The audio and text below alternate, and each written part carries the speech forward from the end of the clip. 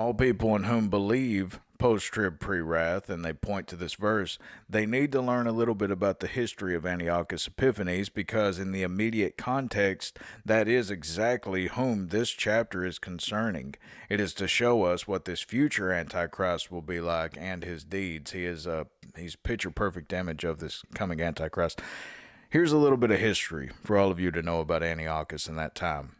In 164 BC, the sanctuary was cleansed. Okay, the abomination of desolation happened in 167 BC. 3.5 years later, then it was cleansed. Albert Barnes goes back 2,300 days from the time of 164 BC to 171 BC. In 171 BC began the series of events which finally resulted in the invasion and destruction of the city, and in the cessation of the public worship of God. Menelaus, having procured the high priesthood, procured the vessels out of the temple and sold them at Tyre. This began in 171. They began to take things from the temple and to defile it. The Jews in Jerusalem, highly indignant at the profanation by Menelaus and the sacrilege in robbing the temple, rose in rebellion against Lysimachus and the Syrian forces who defended him, and both cut off this sacrilegious robber and the guards by whom he was surrounded.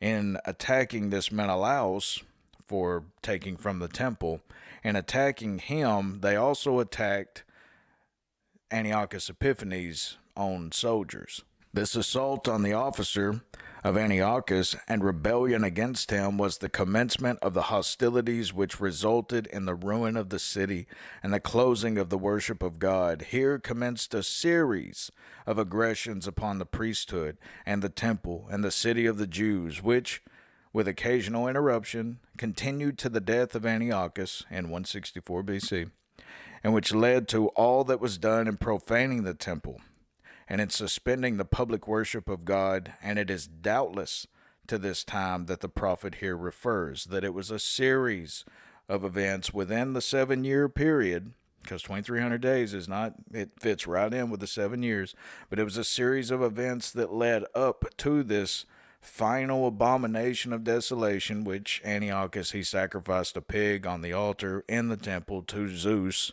That was the ultimate abomination. But if you go to Daniel 9:27, which we will in our next study, Lord willing, in Daniel 9:27, it talks about the abominations, plural, that maketh desolate. So I fully believe that this 2,300 days was a series of horrid things that led up to the temple having to be cleansed 2,300 days later.